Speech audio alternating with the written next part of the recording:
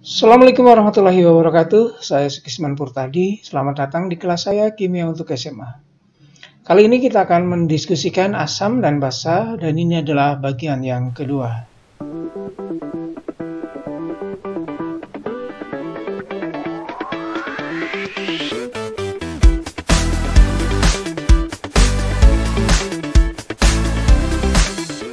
Pada bagian yang kedua ini, ada beberapa hal yang akan kita bicarakan. Yang pertama, kita akan mengulang sedikit tentang asam basa menurut Bronsted-Lowry. Jadi asam dan basa menurut Bronsted-Lowry akan kita ulas sedikit lagi. Untuk kemudian kita masuk ke bagian beberapa hal yang menjelaskan tentang asam basanya Bronsted-Lowry dari sifat asam dan basa air.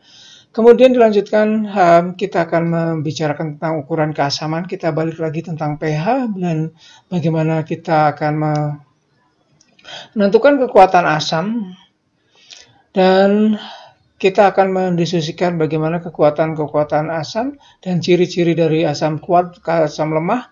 Kemudian kita akan masuk ke asam lemah dan Ka-nya, termasuk juga basa lemah dan Kb-nya.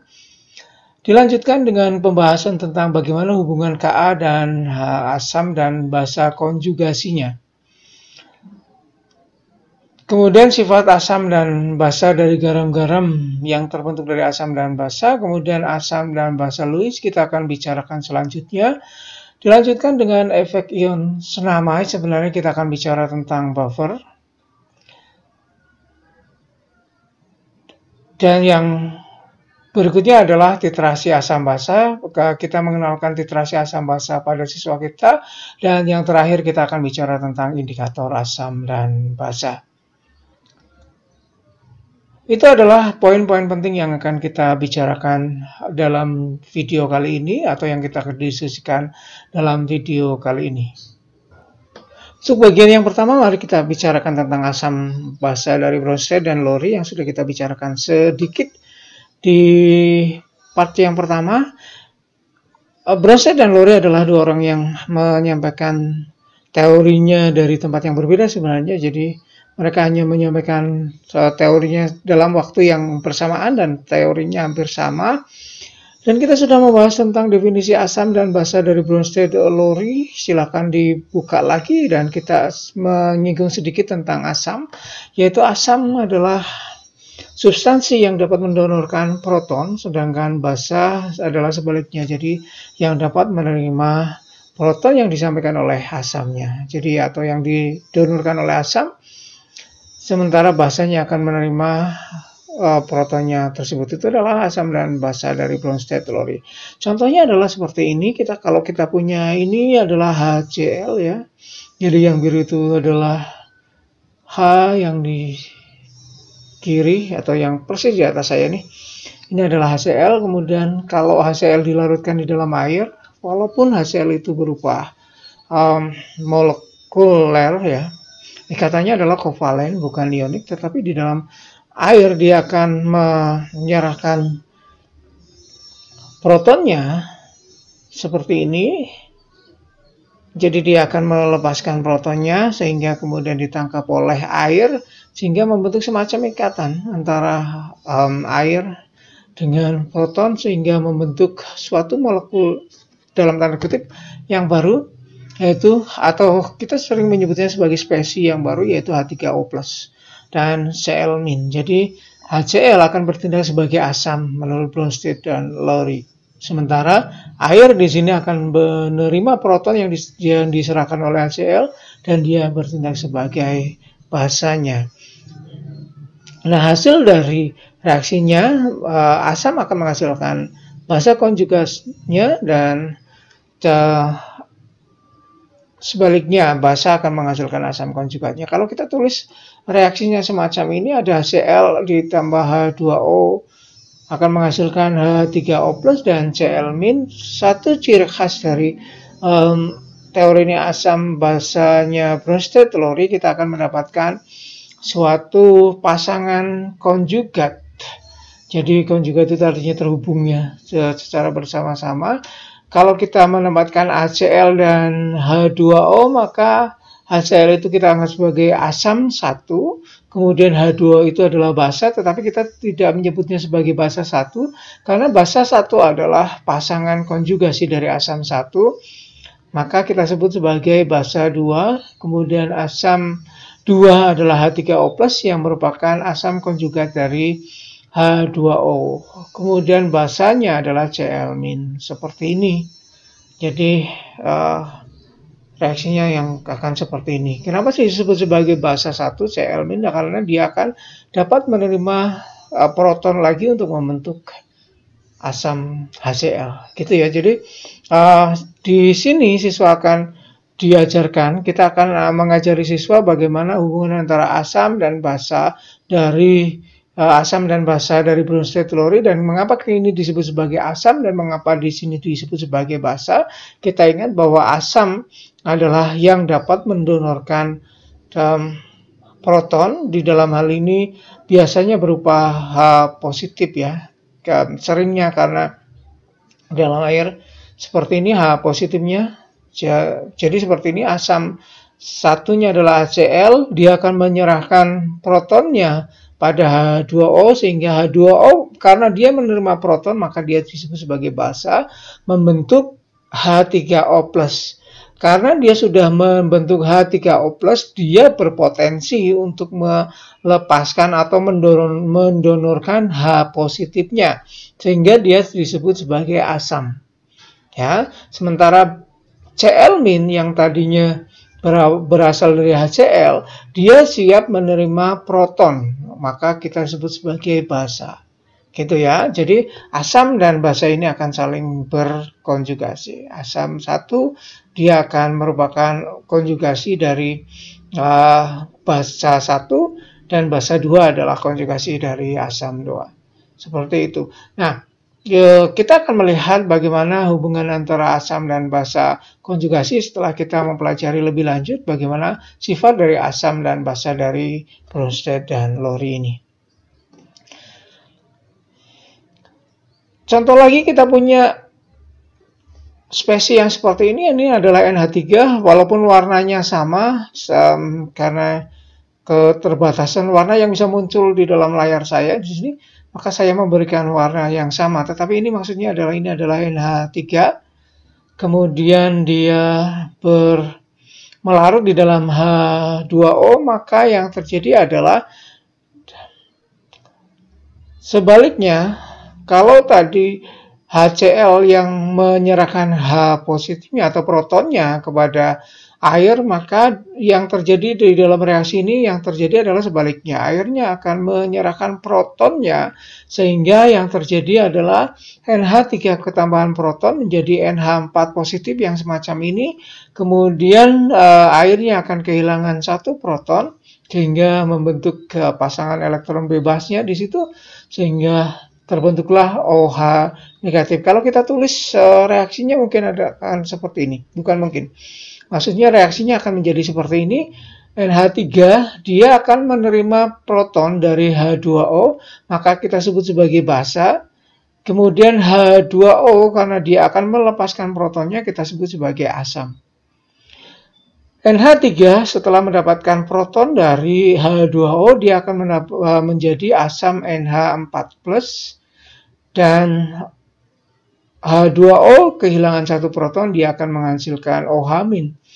OH- dia akan berpotensi untuk menerima proton, sehingga dia kita sebut sebagai basa, dan NH4+, dia dapat melepaskan atau mendonorkan protonnya, maka kita sebut sebagai asam. Tetapi NH4+ dan OH- bukan merupakan pasangan asam basanya.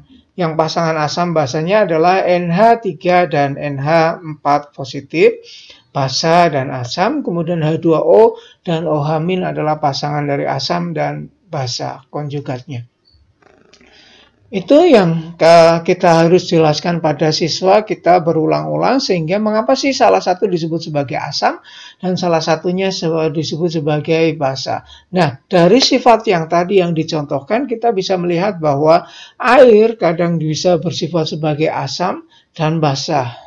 Jadi kadang-kadang dia bisa bersifat basa juga, tergantung bagaimana dia berinteraksi dengan spesies yang lain, bahkan dengan air sendiri. Misalnya seperti ini. Reaksinya adalah H2O dengan H2O di dalam airnya sendiri. Salah satu H2O-nya akan melepaskan protonnya sehingga kita sebut sebagai asam, dan satu lagi yang menerima protonnya, satunya atau H2O yang lainnya akan menerima protonnya, maka kita sebut sebagai basa. Dan pasangan konjugasinya adalah H2O dengan H3O+, itu berarti basa dengan asam. H2O dengan OH- itu berarti asam dengan basa. Jadi seperti itu, bukan H2O dengan H2O. Oleh karena itu, supaya tidak rancu, maka kita memberi nama ini adalah basa 1 dan ini adalah asam 2. Gitu, bukan ini basa 1 kemudian ini asam 1. Kenapa seperti itu? Supaya gampang bahwa asam 2 itu pasangannya adalah basa 2. Kalau kita sebut di sini basa 1 kemudian di sini asam 1 dan di sana semua asam 2 dan basa 2, maka kita menyebutnya ini adalah basa 1 berpasangan dengan asam 2 di sana, atau asam 1 di sini basa 2 di sana. Akan ribet sebenarnya. Jadi ini sebenarnya adalah bagaimana kita menyepakati persetujuan bersama bahwa ini kita sebut sebagai basa 1 dan asam 2. Gitu ya. Boleh saja di dalam kelas Anda menyepakati bahwa di sini adalah basa 1 dan di sini adalah asam 1. Bersepakat seperti itu boleh, tetapi nanti akan kesepakatan itu akan dibalik lagi atau merancu dengan kesepakatan yang lebih luas, karena kita sudah menerima kesepakatan seperti ini. Kalau basa ini disebut sebagai basa 1, ini disebut sebagai asam 2 untuk di sisi yang sebelah kiri. Gitu, sehingga nanti kita akan mendapati basa 1 akan berpasangan dengan asam, konjugatnya adalah asam 1. Seperti itu. Tentang Bronsted dan Lowry. Kita lanjutkan bahwa dari reaksi yang tadi, kita akan memperoleh bahwa H2O dan H2O akan menghasilkan di dalam kesetimbangannya H2O dengan H2O, atau di dalam air murni mereka memiliki sebuah kesetimbangan, yaitu H2O akan membentuk H3O+ dan OH-. Kadang-kadang kita lebih mudah mungkin menuliskannya sebagai H+ dan OH-. Jadi H2O berkesetimbangan membentuk H+ dan OH-. Kita bisa mendapati Kc-nya sama dengan H3O+ atau H+ ya, dikalikan dengan konsentrasi OH-. Mengapa kita tidak menyertakan H2O? Karena di dalam H2O yang sangat banyak, peristiwa penguraian atau ionisasi H2O itu merupakan bagian yang sangat kecil. Artinya kalau kita menguraikan sedikit, kalau kita menguraikan H2O menjadi H3O+ dan OH- itu adalah bagian yang sangat sedikit dibandingkan dengan air yang sangat banyak. Oleh karena itu, tidak ada perubahan konsentrasi di awal maupun di akhir, atau di awal kesetimbangan atau sebelum terjadinya kesetimbangan dan setelah tercapainya kesetimbangan. Oleh karena itu, konsentrasi air menjadi tidak kita perhitungkan di sini. Oleh karena itu, Kc-nya kita bisa menuliskan sebagai KCH3O+ dan OH-. Itu yang pertama yang harus dikenalkan pada siswa kita tentang kesetimbangan yang terjadi di dalam air. Nah, kita sering menyebutkannya karena ini khusus di dalam air, maka kita sering menyebutnya sebagai kesetimbangan untuk air atau tetapan kesetimbangan ionisasi untuk air yang kita singkat sebagai KW. Untuk diingat oleh siswa bahwa KW adalah konsentrasi H3O+ dikalikan dengan konsentrasi OH-. Atau kita lebih sering menuliskannya, kita juga boleh menuliskannya secara sederhana menjadi konsentrasi H+ dan konsentrasi OH-. Di mana di dalam kondisi yang ideal atau yang terukur secara ideal di dalam suhu 25 derajat dan tekanan 1 atmosfer, ini diketahui bahwa KW dari KW dari air ini adalah 1,0 kali 10⁻⁴. Mengapa kita sebut sebagai tetapan yang ideal atau angka ideal, kita tahu bahwa kalau ada ion-ion, ada positif, negatif, ion, kemudian dipol dan sebagainya, itu adalah terjadi kalau ada positif dan negatif, maka di sana akan terjadi ya interaksi antar ion-ion tersebut. Oleh karena itu, konsentrasinya menjadi bukan konsentrasi yang efektif. Konsentrasi efektif nanti akan Anda pelajari di kimia fisika atau Anda sudah pelajari di kimia fisika. Anda bisa belajar untuk diri sendiri dan menyampaikannya pada siswa, tetapi dalam bahasa yang lebih sederhana, bahwa cukup disampaikan saja bahwa ini adalah kondisi yang ideal, dan ini juga karena ini adalah tetapan kesetimbangan, perlu disampaikan bahwa tetapan kesetimbangan selalu dipengaruhi oleh suhu. Jadi suhu itu harus kita kenalkan pada siswa bahwa KW yang 1 kali 10 pangkat min 14 itu adalah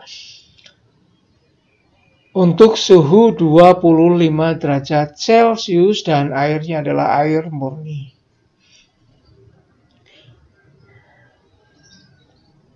Ingat sekali lagi bahwa itu adalah kondisi yang ideal dan kita sudah punya hubungan KW sama dengan H positif, konsentrasi H positif dan kalikan dengan konsentrasi OH negatif, maka kita punya hubungan OH negatif adalah KW per H positif atau sebaliknya.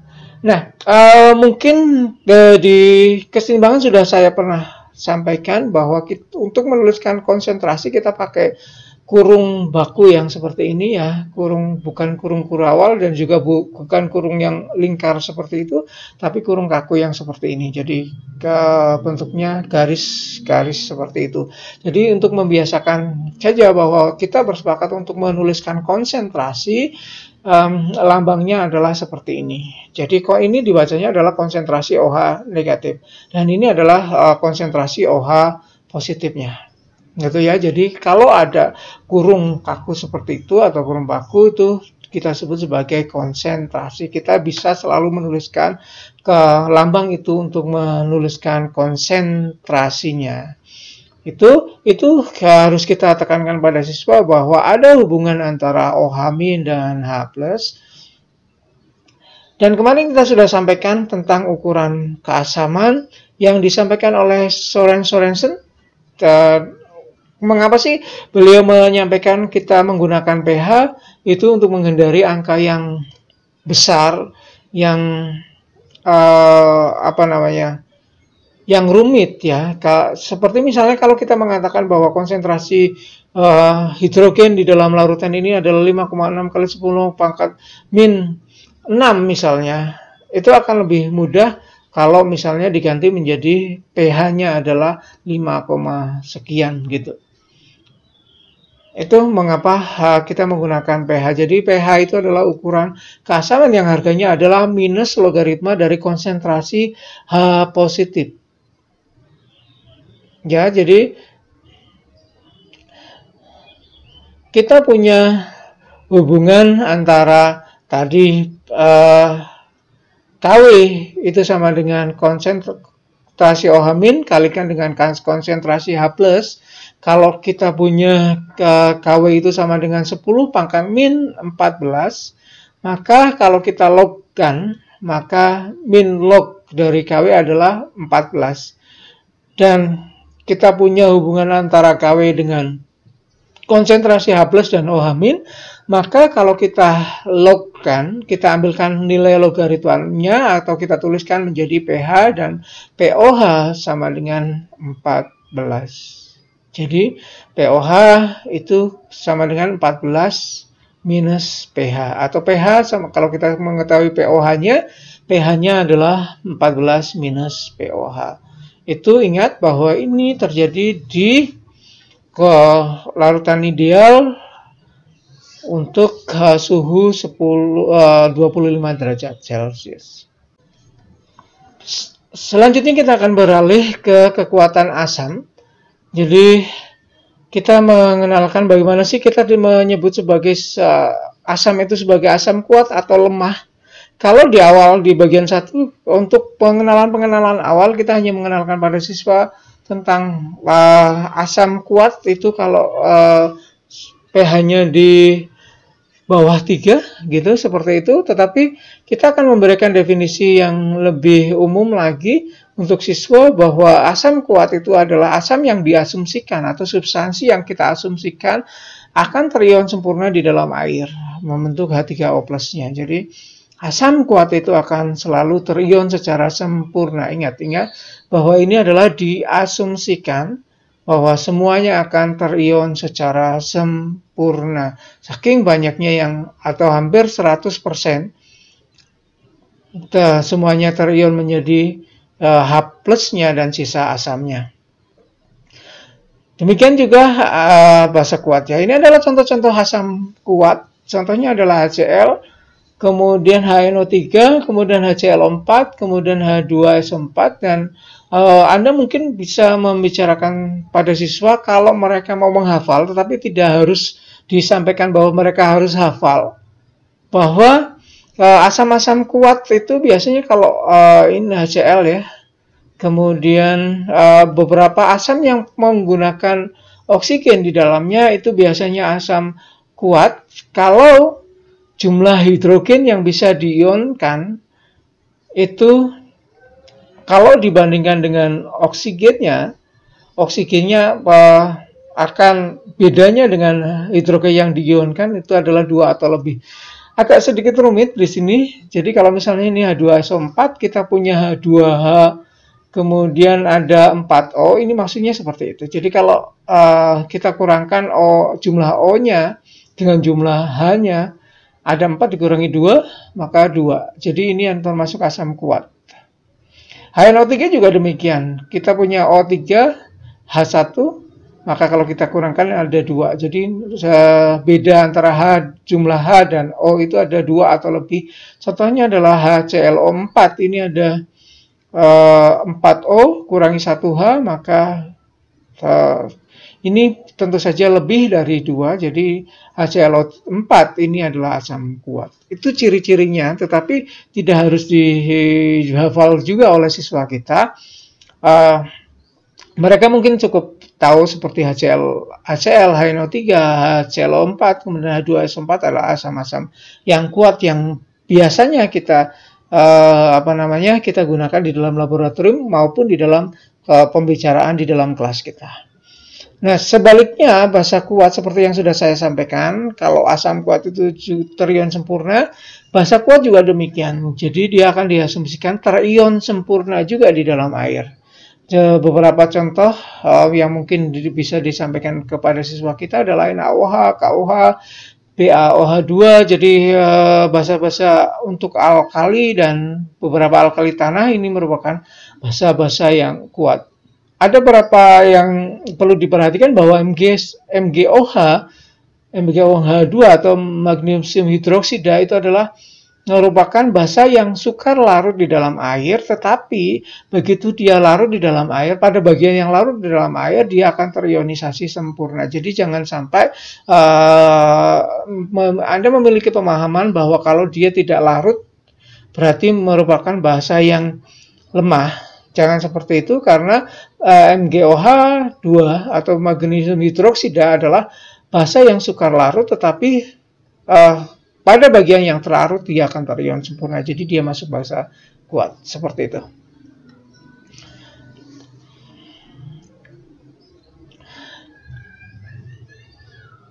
Kemudian kalau kita menggunakan teorinya Bronsted-Lowry, ini adalah ionisasi basa kita ya, NaOH. Kemudian menghasilkan di sebelahnya adalah NH atau ion-ion logam dengan OH-. Maka yang menjadi basa adalah, silakan Anda perhatikan manakah yang menjadi basa dari hasil pengionan NaOH, KOH, dan BaOH. Menurut teori asam basanya Bronsted-Lowry, teori asam basa Bronsted-Lowry, mana yang merupakan basanya. Nah, kalau sudah, Anda silakan pelajari lagi bagaimana tentang asam dan basa Bronsted-Lowry dan bagaimana kita menerapkannya di dalam teori kita. Baik, berikutnya tentang asam lemah dan Ka-nya. Ini adalah bagian yang mulai banyak hitungan-hitungan, dan bagi siswa yang tidak suka dengan hitungan-hitungan, inilah adalah bagian kimia yang sudah mulai sukar. Jadi mereka mulai di laju reaksi mungkin hanya sedikit, kemudian kesetimbangan sudah banyak, maka asam basa ini adalah yang banyak sekali. Bukan paling banyak, walaupun bukan paling banyak, dan bukan yang paling rumit juga, karena biasanya redoks dan elektrokimia adalah bagian kimia yang dikatakan paling banyak hitungannya dan paling rumit hitungannya. Tetapi sebenarnya bagi siswa kita tentang perhitungan asam dan bagaimana menghitung pH, terutama nanti yang di belakang-belakang, itu adalah bagian yang juga rumit untuk mereka. Oleh karena itu, kita harus menyampaikannya secara pelan dan pastikan bahwa mereka mengikuti konsep kita dengan benar. Jadi mereka pegang dulu konsepnya sebelum kita memvariasikan hitungannya. Jangan buru-buru disampaikan hitungan-hitungan yang rumit supaya kelihatan kimia itu susah ya. Jangan sampai seperti itu, karena kita menginginkan siswa kita menyukai kimia, bukan menganggap kimia itu sukar. Baik, kita mulai dengan asam lemah dan Ka. Kalau kita punya asam lemah seperti ini, asam apapun, ini adalah asam secara umum, yaitu Ha. Bukan A saja, tetapi Ha, karena kita pakai teorinya Bronsted dan Lowry, nanti H-nya akan sebagai proton yang dilepas dan diberikan kepada H2O. Kalau kita punya asam gitu, kemudian kita masukkan ke dalam air, maka dia akan membentuk kesetimbangan, membentuk H3O+ dengan sisa asamnya. Sisa asamnya adalah negatif seperti ini. Nah, kalau ini adalah bukan asam kuat,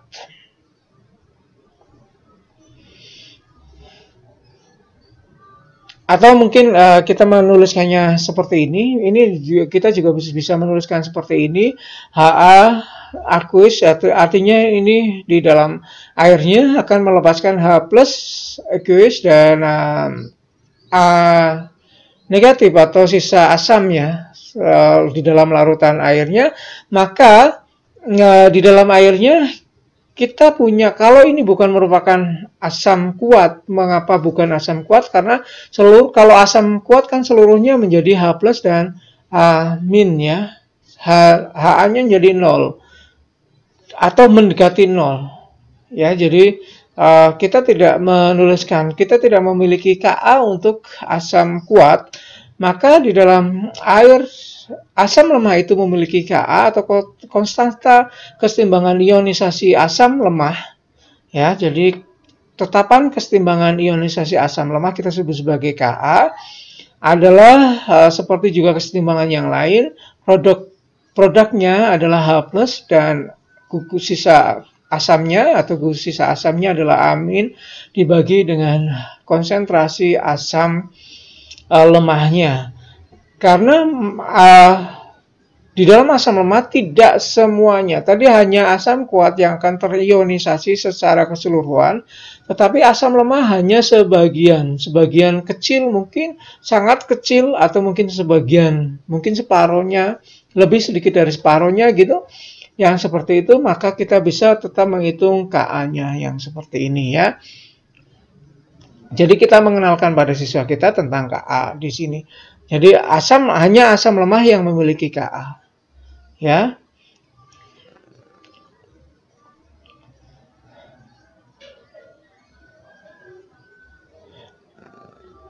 Kemudian kita berikan contoh pada mereka supaya tahu apa sih maksud dari tetapan Ka itu di sini. Misalnya kita punya contoh di sini, hitung pH dari larutan HF. Sebentar, mungkin agak sedikit loncat pernyataan saya. Kita urutkan lagi bahwa kita sudah mengenalkan pH di depan, kemudian pH itu adalah min log konsentrasi H+, dan kita bisa menghitung konsentrasi H+ dengan konsentrasi H+-nya kalau asam kuat itu sama dengan konsentrasi asam awalnya, tetapi di dalam konsentrasi H+ untuk asam lemah, kita tentu menghitungnya dari Ka-nya. Gitu. Ini adalah contoh bagaimana kita menggunakan antara pengetahuan tadi tentang pH dan kemudian tentang tetapan ionisasi asam lemahnya di sini. Contohnya adalah hitung pH dari larutan HF 0,5 M pada suhu 25 derajat Celcius. Ingat, sebaiknya kita menyertakan selalu ini 25 derajat Celcius. Kenapa? Karena kalau suhunya berbeda, maka yang beda lagi adalah ketetapan kesetimbangan ionisasi asamnya lagi. Ini di sini jika Ka-nya atau tetapan kesetimbangan asamnya adalah 7,1 kali 10 pangkat min 4. Maka kita berikan pada siswanya secara pelan-pelan. Yang pertama adalah pengetahuan tentang kita harus menuliskan persamaan reaksi kesetimbangan dari asamnya dulu, HF.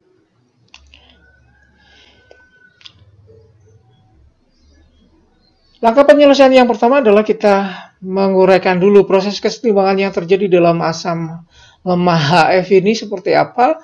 Yang pertama adalah kita tuliskan dulu reaksi kesetimbangannya antara HF membentuk H+ dan F-nya, dan kita jelaskan pada siswa bahwa di awal kita hanya memiliki HF, jadi kita bisa menuliskannya seperti ini. Di awal kita punya 0,05 molar HF, dan pada posisi awal ini juga kita tidak memiliki H+ dan F-, jadi keduanya kita tuliskan 0. Pada proses reaksi, kita mengandaikan ada sekian HF yang terionisasi, kita tuliskan sebagai X saja, jadi ada X yang berkurang pada sisi HF-nya, jadi ada sekian atau X molar atau X mol HF yang akan terurai menjadi X HF, H+ dan F-. Kita berikan penjelasan pada siswa bahwa jumlah konsentrasi atau jumlah mol dari H+ dan F- akan sangat tergantung pada koefisiennya. Ingat, kita harus menekankan pada siswa bahwa ada hubungan antara jumlah yang bereaksi dengan koefisiennya. Kalau kita punya HF kebetulan menjadi 1 H+ dan 1 F-, maka jumlah X-nya kita kalikan dengan 1 saja sesuai dengan koefisiennya. Jadi jadinya adalah seperti ini. Jadi pada saat bereaksi, HF-nya akan berkurang sebanyak X, H+-nya akan bertambah sebanyak X, dan F-nya akan bertambah sebanyak X juga. Jadi pada peristiwa penguraian HF atau pengionan HF akan ada seperti itu di dalam reaksinya. Nah, karena ada sejumlah X HF yang bereaksi, maka di dalam kesetimbangannya kita bisa menjumlahkan total dari ini. Jadi totalnya adalah tinggal dijumlah dari awal dan yang bereaksi. Kadang-kadang siswa kita atau kita tidak menuliskan tanda negatif dan positif di situ, tetapi harus aware atau harus ingat bahwa kalau yang sebelah kiri atau reaktan itu mesti berkurang, pada produk itu mesti bertambah. Hanya di situ yang harus diingat supaya mereka mudah. Maka yang di sebelah kiri kita beri tanda negatif dan sebelah kanan beri tanda positif supaya mudah, supaya tidak lupa semuanya dijumlahkan ya. Jadi ada kesetimbangan, ada 0,05 dikurangi X HF, dan ada X H+ dan ada X F-. Nah, kemudian ini kita bawa ke nilai Ka tadi. Jelaskan pada siswa bahwa ini berfungsi untuk ke Ka-nya tadi untuk menentukan jumlah X-nya tadi, karena kita akan menentukan pH, dan pH itu adalah min log konsentrasi H+, maka kita harus menentukan konsentrasi H+-nya, dan dalam hal ini tadi sudah dicontohkan konsentrasi H+-nya adalah sebanyak X. Itu ya, jadi ada hubungan antara proses di kesetimbangan dengan tetapannya seperti ini, Ka sama dengan X atau konsentrasi H plus dan dikalikan dengan X atau konsentrasi F min dibagi dengan 0,5050 dikurangi X itu untuk konsentrasi HF-nya di dalam kesetimbangan sama dengan adalah tetapan kesetimbangannya. Tetapan kesetimbangan ionisasi asamnya tadi diketahui 7,1 kali 10 pangkat min 4. Maka ini akan menjadi satu persamaan kuadrat seperti ini. X kuadrat ditambah 7,1 kali 10 pangkat min 4X dikurangi 3,6 kali 10 pangkat min 4 sama dengan 0. Jadi kalau kita selesaikan persamaannya, kita bisa menggunakan persamaan akar kuadrat ya. Atau kita bisa membuat sebuah asumsi. Kita balik lagi dengan asumsi yang di awal bahwa 0,50 dikurangi X itu hampir sama dengan 0,50 karena kita berasumsi bahwa X itu jauh lebih kecil daripada 0,50. Dan nanti kalau harus kita cek asumsi kita bahwa asumsi kita ternyata X-nya nanti kalau dibandingkan dengan yang kita kurangkan, ingat untuk secara keseluruhan, X-nya dibandingkan dengan yang kita kurangkan nanti tidak boleh lebih dari 5%. Jadi, tidak boleh lebih dari 5% jumlah X-nya. Kadang-kadang kita tidak pakai cara cepatnya bahwa X nanti tidak boleh lebih angkanya tidak boleh lebih dari beda 10 pangkat min 2 itu. Jadi kalau 0,50 maka X-nya adalah 0,005 seperti itu. Jadi 0,00. Tapi kalau lebih mudahnya atau aturan yang umumnya adalah X per jumlah yang dikurangkan kalikan 100% itu tidak boleh lebih dari 5%. Itu untuk asumsi bahwa X yang kita asumsikan sangat kecil itu memang benar sangat kecil. Jadi untuk sementara kita hitung pakai yang ini dulu bahwa 0,50 dikurangi X itu hampir mendekati 0,5. Maka hitungan berikutnya adalah kita masukkan ke seperti ini. X kali X tadi adalah X kuadrat. Dibagi dengan 0,50 dikurangi X itu setara dengan atau hampir sama. Bukan sama persis tapi hampir sama. Jadi X kuadrat dibagi 0,5.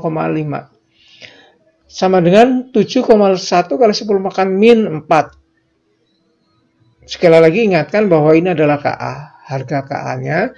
Dan kita selesaikan lebih lanjut. Hasilnya adalah X kuadrat itu sama dengan 3,5 kali 10, 3,55 kali 10 pangkat min 4. Itu kisarannya adalah X-nya sama dengan 0,019. Sekarang Anda punya X dan punya 0,5 tadi yang dikurangkan di awal di atas ini tadi ya. Itu 0,5 dikurangi X. Jadi kita sudah punya angkanya X-nya 0,019. Silahkan dibagi dengan 0,50 dikalikan dengan 100%. Apakah angka ini kurang dari 5% atau tidak? Kalau kurang dari 5% maka kita bisa menerima asumsi bahwa X itu memang jauh lebih kecil daripada 0,5. Itu yang kita jadikan sebagai patokan apakah asumsi kita memang bisa diterima atau tidak. Nah, kemudian kita balik lagi ke keseimbangannya bahwa HF tadi 0,5 dikurangi X, X-nya adalah 0,019, sorry, bacanya nggak boleh gitu. Bacanya adalah 0,019, jadi kisarannya adalah 0,48 dibulatkan ya. HF-nya adalah H plus-nya adalah 0,019 M dan F-nya 0,019 M. Dan kita punya H plus di sini, maka kita punya angka pH. Kita tinggal pH sama dengan min log 0,019 0,19 dan kita punya hasilnya adalah 1,72.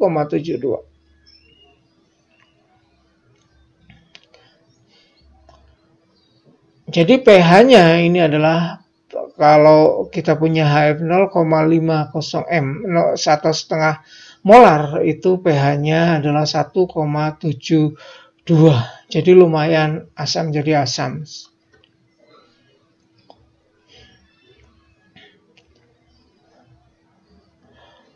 Kita tadi punya persamaan kuadrat. Persamaan kuadrat itu kita bisa menyelesaikan dengan rumus seperti ini. X sama dengan minus B plus minus akar B kuadrat 4AC per 2A. Anda sangat hafal mestinya dari sejak kapan ya, SMP ya. Dari tingkat SMP kelihatannya sudah dikenalkan rumus ini, bagaimana menyelesaikan persamaan kuadrat. Dan X-nya kalau kita hitung menggunakan ini adalah X-nya adalah 5,6 kali 10 pangkat min 3 atau minus 6,4 kali 10 pangkat min 3. Dan angka minus yang di sini tidak kita gunakan ya. Gimana sih? Nah, di situ tidak kita gunakan, kita menggunakan positif karena tidak mungkin ada konsentrasi yang negatif. Jadi kita pakai 5,6 kali 10 pangkat min 3 molar. Jadi kita dengan menggunakan ini sebenarnya mendapatkan angka yang lebih lebih teliti ya, lebih signifikan, lebih teliti di sini, gitu ya. Jadi kalau tadi 0,019 ternyata di sini 5,6 kali 10 pangkat min 3. Jadi kalau kita tidak pakai asumsi X-nya, kita bisa menentukan X-nya adalah 5,6. Jadi sangat sedikit HF yang terionisasi. Silahkan dihitung berapa konsentrasinya. Persentasenya tadi 5,6 kali 10 pangkat min 3 dibagi dengan 0,5, nanti akan Anda dapatkan konsentrasi atau persentase yang jauh lebih kecil.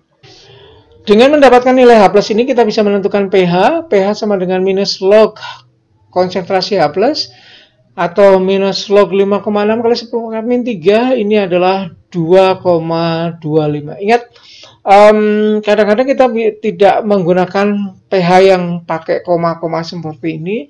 Kita selesai di 3 dikurangi log 5,6 itu sudah selesai di situ. Jadi kita tidak sampai pada hitungan yang menggunakan kalkulator ya. Tapi kalau Anda mau silahkan. Tetapi kita biasanya melatihkan siswa kita sampai pada 3 min log 5,6. Mereka akan menghitung selanjutnya. Silahkan pakai 2,25 atau seterusnya. Jadi pada soal-soal biasanya mereka hanya sampai pada yang besar kemudian dikurangi log sekian.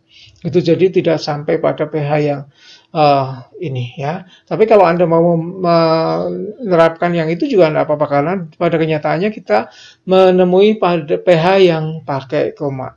Itu ya, itu kebijakan Anda, tetapi akan lebih baik kalau siswa tidak harus sampai pada koma gitu. Dituntut ya. Siswa tidak dituntut sampai menyelesaikannya pakai koma seperti itu pH-nya. Ya, jadi Anda boleh mengenalkannya, tapi Anda tidak boleh menuntutnya terlalu jauh karena ini bukan matematisnya, tetapi ini adalah kimianya. Kemudian kita lanjutkan ke basa lemah dan KB.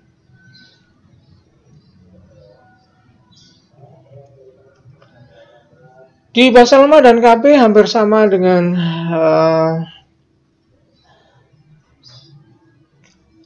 asam lemah dan Ka tadi, oleh karena itu kita lewati saja. Silakan Anda jelaskan tentang bagaimana hubungan antara kesetimbangan di basa lemah dengan Kb-nya dan bagaimana cara menghitung pH dengan menggunakan Ka-nya tadi. Ya, kemudian kita lanjutkan ke hubungan Ka asam dan basa konjugatnya. Jadi kalau kita punya asam semacam ini, kita bisa melihat bahwa kalau kita punya asam asetat dan garam asetat,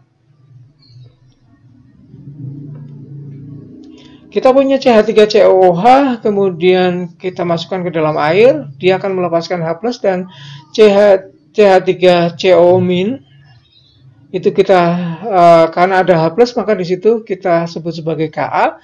Kemudian CH3COO-nya dia akan mengambil berpotensi punya punya potensi untuk mendapatkan proton dari air. Dia akan menjadi kesetimbangan tersendiri menjadi CH3COOH lagi dengan OH-. Karena kita punya OH- pada reaksi kesetimbangan ini, maka tetapan kesetimbangannya adalah tetapan kesetimbangan Kp. Nah, kalau kita jumlahkan seluruhnya, maka kita punya tetapan atau kesetimbangan reaksi kesetimbangan H2O menjadi H+ dan OH- seperti ini. Karena ini adalah ionisasi air, maka kita sebut sebagai Kw.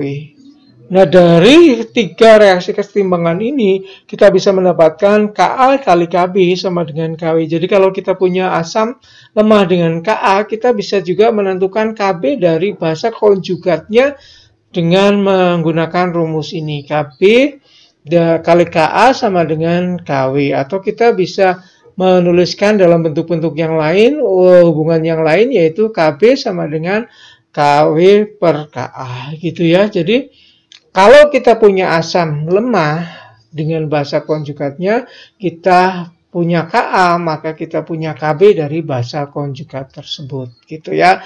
Nah, ini nanti akan kita gunakan di langkah berikutnya, yaitu asam yang asam basa atau sifat asam basa dari sebuah garam.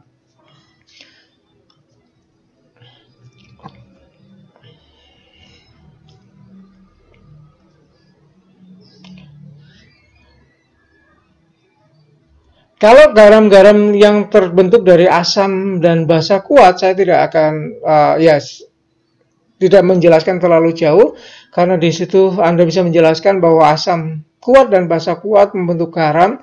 Kalau garamnya ini dilarutkan di dalam air, maka semuanya akan terionisasi. Tetapi beda kalau basanya adalah basa lemah dengan asam kuat, atau sebaliknya asam lemah dengan basa kuat. Sudah terbalik belum? Asam kuat dengan basa lemah dan asam lemah dengan basa kuat seperti itu, maka garam-garam yang terbentuk tadi akan kalau dilarutkan di dalam air, maka bagian yang merupakan asam lemah atau basa lemahnya dia akan terhidrolisis lagi atau bereaksi dengan air mendapatkan proton, atau dia bisa menghasilkan ion hidroksida di dalam airnya lagi. Nah, tadi bagaimana hubungan antara Ka, Kb, dan Kw kita bisa menggunakannya untuk menentukan pH dari larutan yang semacam ini. Jadi dari garam-garam yang terbentuk dari asam lemah basa kuat atau asam kuat dan basa lemah. Contohnya adalah kita punya misalnya beberapa contoh yang bisa Anda berikan di sini. Silakan. Ini saya berikan contohnya supaya kita tahu bagaimana sih kita menjelaskannya pada siswa kita. Yang pertama adalah berapa pH larutan NaOCl 0,10 molar jika KaHOCl adalah 3,0 kali 10⁻⁸.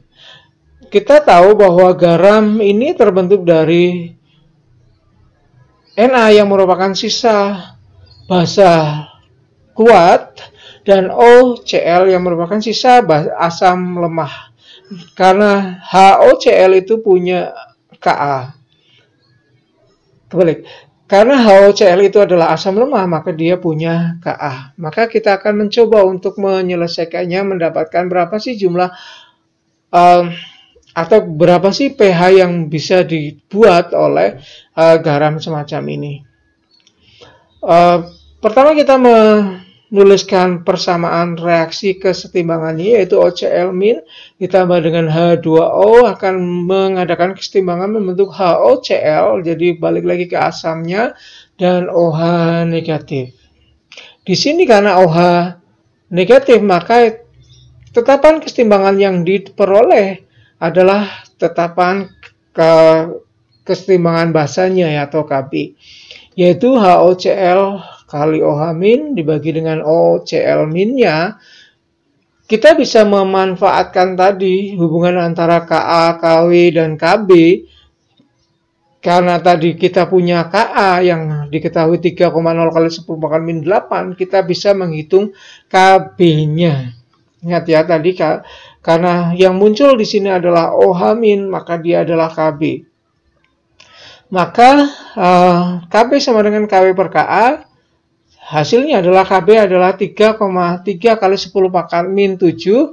Dari sini kita kembalikan lagi ke persamaan reaksinya. Dengan cara yang sama, kita menjelaskan bagaimana persamaan reaksi ini kita uraikan dan untuk kita dapatkan apa sih yang kita cari. Pertama adalah H2O, ditambah dengan COCl min akan menghasilkan HOCl dan OH min. Di awal kita hanya punya OCl min. Mengapa OCl min sama dengan jumlah NaOCl? Sama ya tadi ya, karena kita konsentrasinya OCl min adalah konsentrasi dari NaOCl ya. Jadi 0,1, awalnya HOCl itu tidak ada, OH juga tidak ada. Karena bereaksi itu OCl min itu akan berkurang sebanyak X dan HOCl juga bertambah sebanyak X dan OH minnya juga X. Ini perlu disampaikan pada siswa, ini adalah hubungan koefisien dengan jumlah molnya. Ingat stoikiometrinya mereka diingatkan lagi. Pada kesetimbangan kita jumlahkan, hasilnya adalah 0,10 dikurangi X, dan itu kita punya asumsi.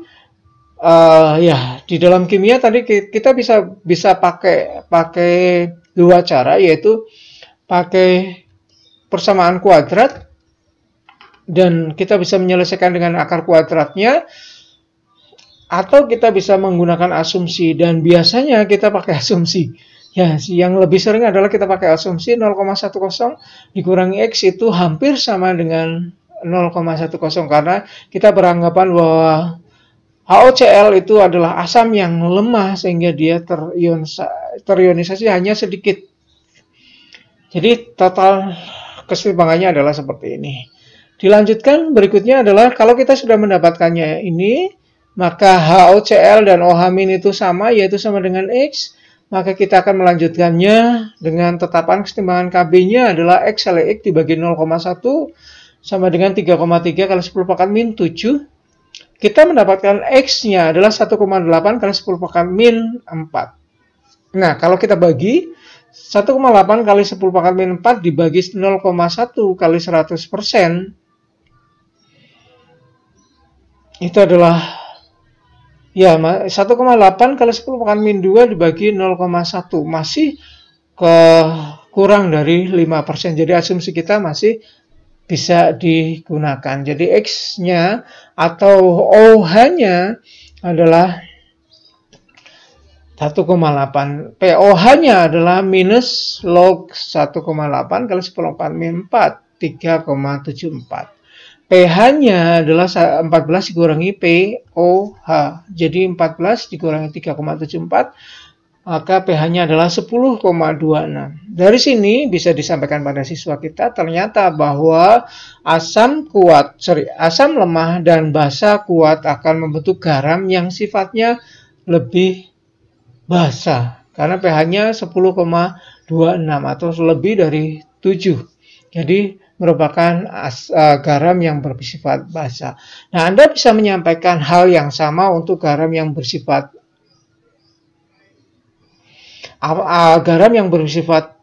asam. Dan kalau bagaimana kalau misalnya asam lemah dan basa lemah membentuk garam? Nah, itu adalah tugas Anda untuk menjelaskan pada mereka ada hubungannya antara Ka dengan Kb. Kalau mana yang lebih kuat, dia yang memberikan sifat tersebut, gitu ya. Kalau Ka sama dengan Kb, berarti dia cenderung netral, bukan netral ya, tapi hampir netral, cenderung netral. Baik, selanjutnya kita membicarakan tentang asam basa Lewis. Dan dari Bronsted kita ke Lewis ya, dari pembicaraan yang sangat panjang tentang Bronsted dan bagaimana kita bisa menghitung pH-nya menurut Soren Sorensen pH Ya, kita masuk ke bahasa Lewis. Perhatikan reaksi yang sudah saya tuliskan di sini, BOH 3 kali aqueous masuk di dalam air H2O, dia akan membentuk BOH 4- dan H plusnya di sini.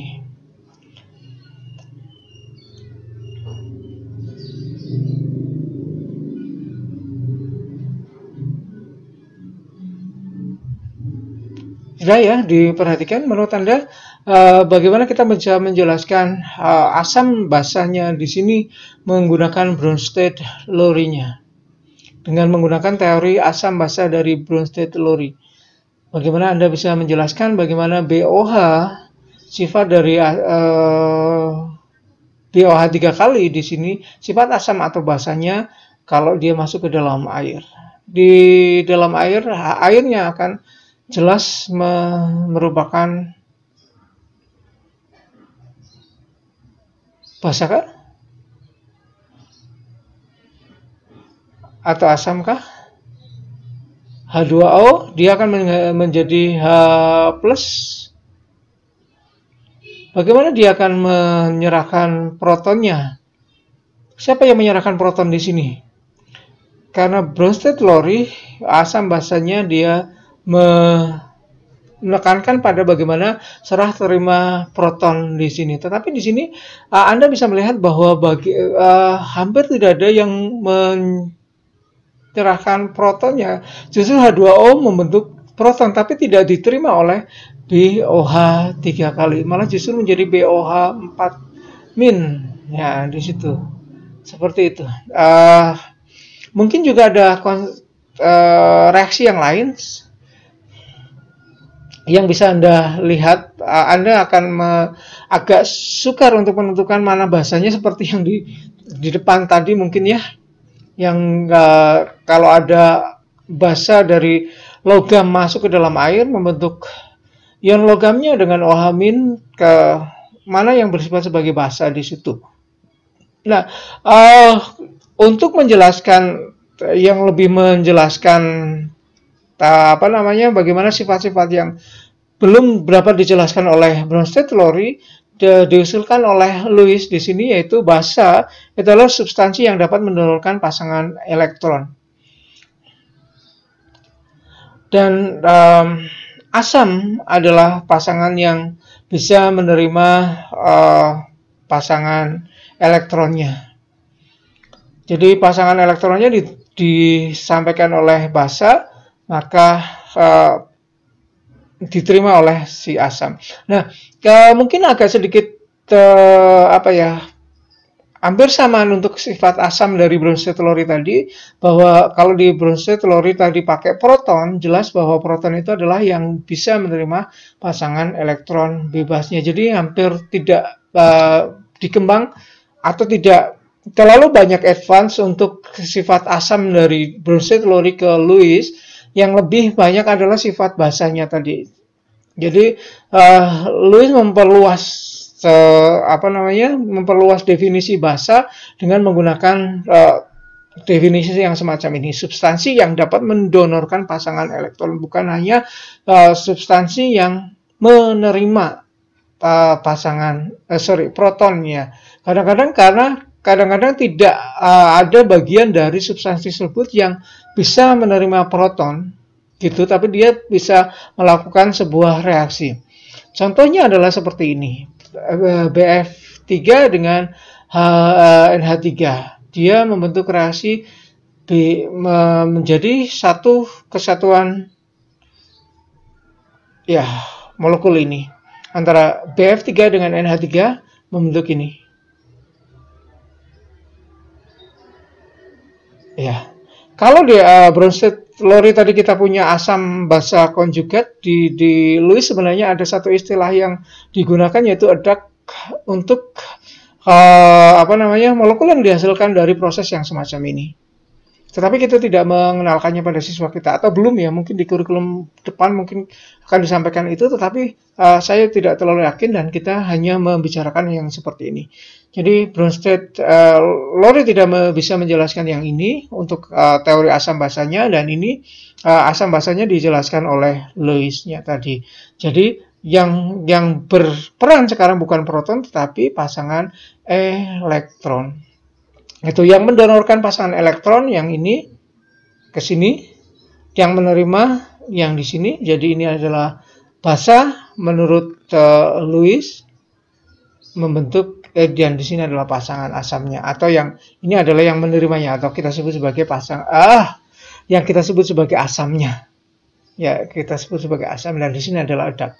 Jadi ada basa dan asam bergabung. Bukan garam ya di situ, bukan garam. Itu adalah asam basa Lewis. Kemudian kita akan masuk ke larutan buffer.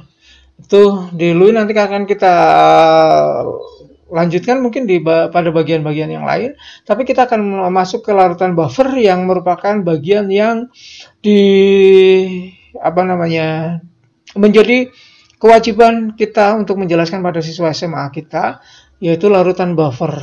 Mulailah dengan fenomena-fenomena yang buffer.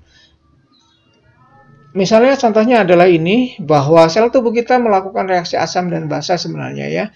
Jadi ada proses asam basa, dan seperti misalnya mengapa keringat kita bisa keluar dari pori-pori kita atau dari sel kita, mengapa ya, itu adalah proses yang menggunakan asam basa. Juga di situ ada proses transfer ion dan sebagainya seperti itu. Nah, apa yang terjadi kalau kita mengkonsumsi makanan yang asam? Gitu. Apakah tubuh kita tiba-tiba menjadi asam, sangat asam gitu? Gitu. Atau kita jadi sakit mah, ataukah karena mah itu yang semacam ini?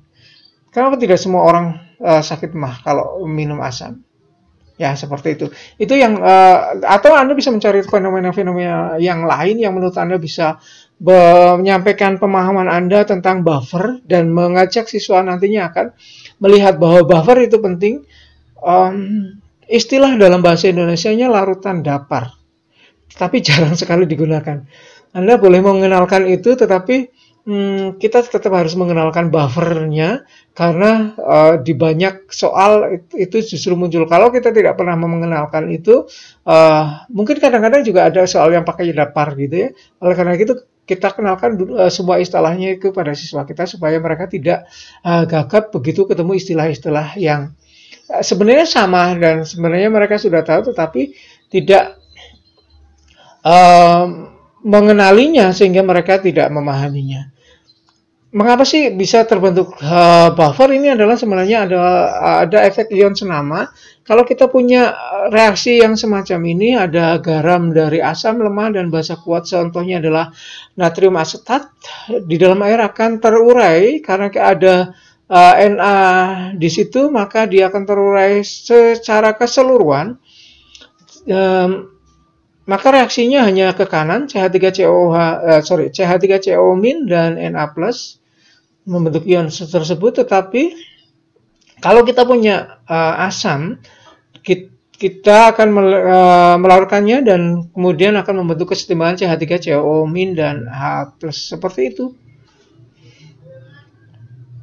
Nah, di dalam kesetimbangan kita sudah mengenal asas atau prinsip Le Chatelier, bahwa pergeseran kesetimbangan bisa terjadi kalau kita menambahkan salah satu komponen dari reaksi dalam kesetimbangan tersebut. Contohnya misalnya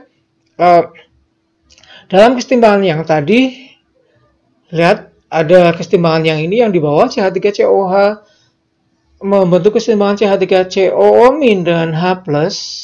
Maka kalau kita mencampurkan secara bersamaan CH3COONA dan CH3COOH di dalam satu larutan, maka ada penambahan CH3CO- untuk kesetimbangan yang kedua. Karena menurut Le Chatelier, prinsip Le Chatelier, kalau ditambahkan di sebelah kanan, dia akan bergeser ke sebelah kiri. Prosesnya itu yang digunakan untuk kita menjelaskan buffer. Kita bisa menghitung pH buffer, menjelaskannya pada siswa dengan banyak macam contoh. Ini saya berikan contoh. Sebelum kita memberikan contoh, buffer itu terbentuk dari asam lemah yang dicampur dengan garam dari asam lemah tersebut dengan basa kuatnya. Nah, kalau asam kuat dicampur dengan garam dari asam kuat dan basa kuat, yang terjadi adalah semua terion, gitu. Tidak ada kesetimbangan yang mengarah membentuk asamnya lagi, gitu. Jadi kita harus menekankan pada siswa kita bahwa yang terjadi adalah buffer itu terjadinya karena asam lemah yang membentuk kesetimbangan dan digeser balik lagi ke dia akan mendapatkan perlakuan pergeseran kesetimbangan karena ada tambahan dari ion-ion yang senama. Tadi ya sudah dijelaskan bahwa ada efek ion senama. Kalau ion senamanya arus yang seperti apa, kita bisa melihat pada kesetimbangan tersebut. Jadi mana yang menyebabkan bisa terjadi pergeseran kesetimbangan adalah spesies-spesies yang sama atau common ion effect ya, ion senamanya itu kan. Jadi kalau CH3COH ion senamanya adalah CH3CO- yang bisa berasal dari garamnya CH3CO apapun dengan H plusnya. Contohnya di sini lagi ada HClO dengan NaCl sama. HOCl dengan NaOCl dicampurkan langsung, maka kita akan melihat kesetimbangannya akan bergeser seperti apa. Jadi kita tulis dulu yang asam lemah yang akan melakukan kesetimbangan adalah asam lemahnya HOCl membentuk OCl- dan H3O+, seperti itu. Dengan ya penyelesaian yang sama seperti tadi, kita mendapatkan pada saat kesetimbangan adalah 0,50 min X dan 0,60 ditambah X untuk OCl-. Ingat bahwa OCl- di sini kita harus menjelaskan pada siswa, OCl- di situ tidak lagi 0 karena kita punya OCl- dari NaOCl. Itu jadi OCl- jumlahnya bukan X tapi 0,6 kali X. Persis dengan ion senama di dalam kesetimbangan. Ya, jadi itu yang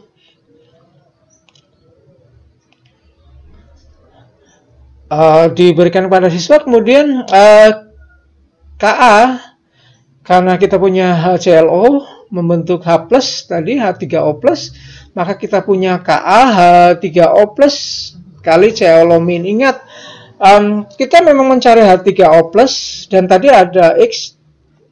Kemudian kita kalikan dengan ClO-. ClO-nya bukan X tetapi adalah 0,6 kali ditambah dengan X. Jadi hasilnya adalah seperti ini. Atau kita bisa mengubah dulu ya H+ karena kita cari. Nah, seperti ini. H3O+-nya adalah seperti ini. X atau H3O+ sama dengan Ka-nya adalah 2,9 kali 10 pangkat min 8 kali 0,5 kali dikurangi X dan 0,6 ditambah dengan X. Kita bisa menggunakan asumsi bahwa X itu lebih kecil, sangat lebih kecil dari 0,5, tentu saja lebih kecil daripada 0,6. Ya, hasilnya adalah semacam ini. Jadi ini hampir sama dengan 2,9 kali 10 pangkat min 8 kali 0,5 dibagi 0,6. Hasilnya adalah 2,4 kali 10 pangkat min 8 molar X-nya. Jadi bagaimana kita menyelesaikannya? Tolong dijelaskan pada siswa bagaimana kesetimbangan itu terjadi supaya konsepnya masuk dulu pada siswa kita sebelum pakai rumus-rumus yang praktisnya dulu. Jadi berikan pada siswa bahwa prosesnya adalah seperti ini ya. Dari X yang 2,4 kali 10 pangkat min 8 kita mendapatkan pH-nya minus log dari H3O+, yaitu minus log dari 2,4 kali 10 pangkat 8. Hasilnya adalah 8 minus log 2,4 atau 7,62. Itu kita bisa menetapkan pH-nya. Nah, cirinya buffer di sini adalah yang kita berikan pada siswa. Salah satunya adalah bahwa kalau ditambah sedikit basa atau sedikit asam, ingat ya, penambahannya hanya sedikit asam atau sedikit basa pada larutan ini, maka pH-nya tidak terlalu banyak berubah. Bukan tidak berubah. Ingat, bukan tidak berubah, tetapi perubahannya tidak banyak. Mengapa bisa demikian? Karena ada pengaruh dari ion senama tadi. Kita lihat contohnya. Kalau kita punya larutan yang tadi ditambahkan dengan 0,02 m NaOH, ada kelemahan di contoh ini sebenarnya. Kalau kita menambahkan 0,02 mol NaOH, mungkin maksudnya adalah kita masukkan dalam bentuk butirannya, itu bisa terjadi. Tetapi kalau ingat, kalau Anda menambahkan larutannya, maka kita harus menghitung molaritasnya dulu di awal ya, karena ada perubahan tentu saja karena masuknya larutan NaOH ke dalam larutan campuran tadi akan mengubah volumenya. Jadi Anda harus memperhatikan bagaimana perubahan volume itu berpengaruh pada konsentrasinya. Tetapi ini hanya contoh saja supaya masuk ke yang dimasukkan adalah 0,02 mol NaOH. Karena larutannya tadi dianggap 1 liter, maka dianggap langsung 0,02 tanpa memberikan pengaruh volume karena bukan dalam bentuk larutan. Selanjutnya kita mengusahakan lagi pada siswa kita untuk tahu reaksi kesetimbangan yang terjadi yang mana. Seperti ini ya. Yang terjadi adalah seperti ini. Nih, ada OH- ditambah dengan HOCl membentuk OCl- dan H2O. OH-nya harus bereaksi secara keseluruhan. Ya, jadi keseluruhannya karena dia NaOH tadi adalah basa kuat, dia akan terion seluruhnya membentuk OH-. Nah, di dalam proses ini OH- akan digunakan keseluruhannya untuk menggeser kesetimbangannya.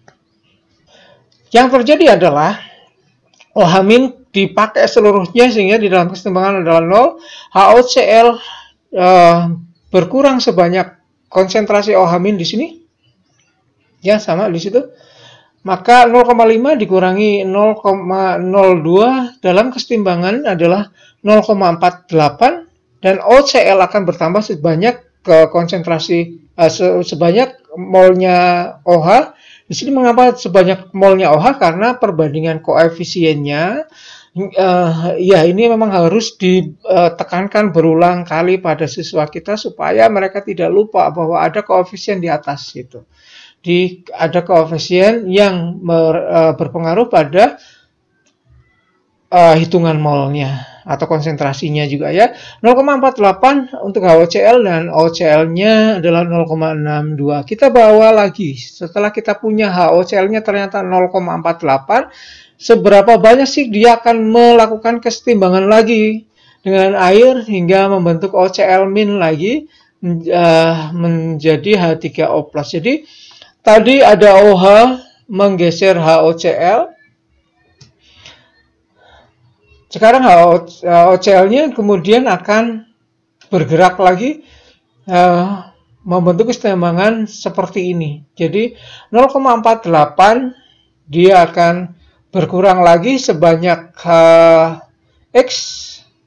Di dalam kesetimbangan ini adalah 0,48 dikurangi X, kemudian OCl-nya adalah 0,62 plus X dan H3O plus-nya menjadi X yang seperti itu. Ini sebenarnya hampir sama dengan kesetimbangan yang tadi di awal ya, sebelum ditambah dengan NaOH. Ini sama, cuma tadi kita harus melihat dulu OH-nya harus seperti apa dia akan menggeser jumlah HOCl-nya.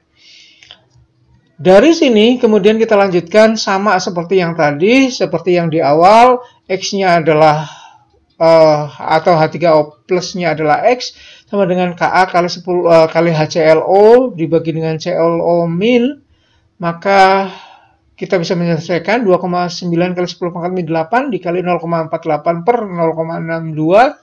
Hasilnya adalah 2,2 kali 10 pangkat min 8. Dan kalau kita tentukan pH-nya, pH-nya adalah ini 7,66. Lihat bahwa tadi kita punya 7,46, di sini 7,66, maka pergeseran atau perubahan pH-nya tidak terlalu besar. Jadi tidak terlalu besar sehingga larutan ini, si buffer ini bisa mempertahankan pH. Disebut sebagai mempertahankan pH. Walaupun di dalam ini lihat pH-nya sedikit berubah ya, walaupun tetap sedikit berubah di sini ya. Hanya sedikit berubah. Itu yang disebut sebagai larutan buffernya. Nah, tadi saya bilang bahwa siswa kita sebaiknya diajari dulu bagaimana prosesnya. Jadi termasuk juga bagaimana dia ada melihat garam yang terhidrolisis sebagian atau seluruhnya terhidrolisis atau sama sekali tidak terhidrolisis dan sebagainya. Kemudian mereka bekerja dengan menggunakan reaksi kesetimbangan, menggunakan tetapan kesetimbangannya karena tetapan kesetimbangan adalah dasar dari perhitungan di dalam asam basa ini. Sebelum kita mengenalkan pakai persamaan Henderson-Hasselbalch, pakai yang ini, pH sama dengan pKa plus log A min per HA untuk larutan buffer ya di sini. Untuk ini adalah persamaan thumbnailnya atau apa sih namanya, mudahnya untuk menghitung pH dari larutan itu. Tapi ini nanti diberikan terakhir kalau mereka sudah benar-benar mengenal konsepnya, tahu bagaimana menghitungnya untuk masuk ke dalam sini supaya mereka tidak gagap. Misalnya tadi kita selalu memberikan bahwa asamnya dan garamnya koefisiennya 1 dengan 1 atau sama antara garam dengan sisa asam atau sisa basanya, dan tentu saja asam dan basanya di situ. Nanti kalau mereka ketemu dengan yang jumlahnya berbeda, kalau mereka hanya mengenal ini, mereka kadang-kadang kagok ya. Oleh karena itu, kenalkan dulu bagaimana mengerjakan dengan menggunakan persamaan kesetimbangannya dan bagaimana menguraikannya sehingga mereka bisa menghitung konsentrasinya. Baik, selanjutnya kita ke titrasi asam dan basa. Titrasi asam dan basa sebenarnya menggunakan prinsip-prinsip yang sama yang sudah kita berikan pada mereka. Jadi pada intinya adalah bagaimana mereka bisa tahu kalau kita tambahkan pelan-pelan antara asam dengan basa. Ini adalah contoh titrasi asam, basa dan asam kuat dan basa kuat. Jadi untuk titrasi itu nanti Anda akan menjelaskan titrasi asam dan asam kuat dan basa kuat, kemudian asam kuat dan basa lemah, dan sebaliknya asam lemah dan basa kuat. Kita awali dengan menggunakan asam kuat dan basa kuat. Ini berarti asam kuatnya mungkin HCl ya. HCl-nya yang kita taruh di bawah, kemudian yang di buretnya ini, lihat bahwa ini adalah penambahan NaOH. Jadi ini adalah pH, kemudian ini adalah volume NaOH. Jadi NaOH-nya yang ditambahkan pelan-pelan ke dalam HCl. Jadi kita akan menitrasi dengan menggunakan NaOH. Jadi NaOH yang ada di buret. Gitu ya. Kita melihat kalau penambahan NaOH-nya kita ikuti, pH-nya akan naik seiring dengan penambahan NaOH, tetapi pada bagian tertentu naiknya akan tajam. Nah, di sini. Sampai pada titik ekuivalen, kalau basa kuat dan asam kuat, titik ekuivalennya ada di 7. Atau titik ekuivalen adalah pH di mana jumlah basa dan asamnya sama ya di sini. pH-nya akan 7. Gitu ya. Jadi di sini pada bagian sini sebelum titik ekuivalen lebih banyak asamnya. Ingat karena NaOH-nya atau basanya ditambahkan, kemudian mereka bereaksi, menetralisasi dan sebagainya, maka pada bagian ini yang bekerja untuk menentukan pH-nya adalah asamnya. Gitu ya. Jadi ini adalah bagian asam. Ya, ini adalah bagian asamnya gitu ya. Oh ya, di situ. Oke, karena apa? Karena ada sisa, ya masih ada sisa asam kuat di sini. Tetapi begitu sampai di sini yang tersisa adalah basa kuatnya. Setelah titik ekuivalen kalau kita lanjutkan, maka yang bertambah di situ adalah basa kuatnya. Karena asam kuatnya sudah seluruhnya bereaksi dengan basa kuatnya. Oleh karena itu, maka terjadi lonjakan lagi membentuk pH yang di situ ya. pH-nya melonjak langsung, kemudian landai lagi di sana.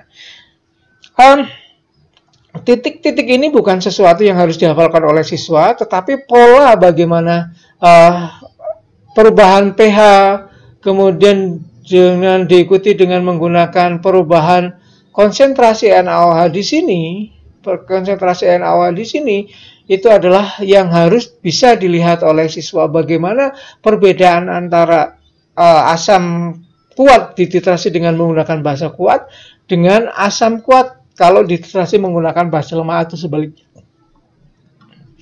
Seperti misalnya contohnya di sini akan kita lihat bagaimana asam lemah kita dititrasi dengan menggunakan basa kuat. Yang terjadi di sini. Nah, titik ekuivalennya akan ada di bagian lebih dari 7. Ya, ekuivalen poinnya ada di hampir 9 malahan di situ. Seperti yang mengapa di situ? Seperti yang sudah dijelaskan sebelumnya bahwa garam yang terbentuk kalau tepat, ya berarti kan kalau titik ekuivalen adalah yang tepat jumlah basanya dalam tanda kutip menetralkan, dalam tanda kutip tapi bukan menetralkannya sebenarnya, tapi jumlahnya basanya dan asamnya akan sama, maka kita bisa menghitung pH-nya akan menjadi pH yang basa. Ya, karena basanya adalah basa kuat. Nah, proses ini lihat. Pada bagian atas, polanya akan sama dengan basa kuat yang digunakan untuk menitrasi asam kuat sebelumnya. Ini yang harus diketahui oleh siswa kita, titik ekuivalennya dan pola bagaimana perubahan dari grafik ini. Tangan saya tidak bisa terbalik, oke, seperti itu. Nah, itu yang harus diketahui oleh siswa. Atau seperti ini juga, kalau kita punya basa lemah, kemudian kita titrasi dengan menggunakan HCl, maka yang terjadi adalah ini ya. Jadi kalau grafiknya turun berarti dia dititrasi dengan berarti basa dititrasi dengan menggunakan asam. Ya, jadi karena awalnya basa, ingat, awalnya basa dia maka grafiknya akan turun. Prosesnya sama seperti tadi. Maka titik ekuivalennya berada di bawah angka 7. Ini titik yang ini. Ini pola-pola yang harus diikuti oleh siswa. Atau mungkin kalau tadi kita punya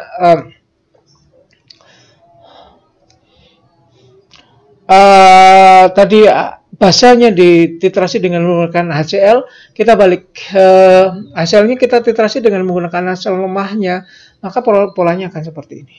Ya, itu yang terjadi pada proses titrasi. Nah, proses titrasi ini bisa Anda jelaskan dengan menggunakan praktikum supaya siswa bisa melakukan titrasi.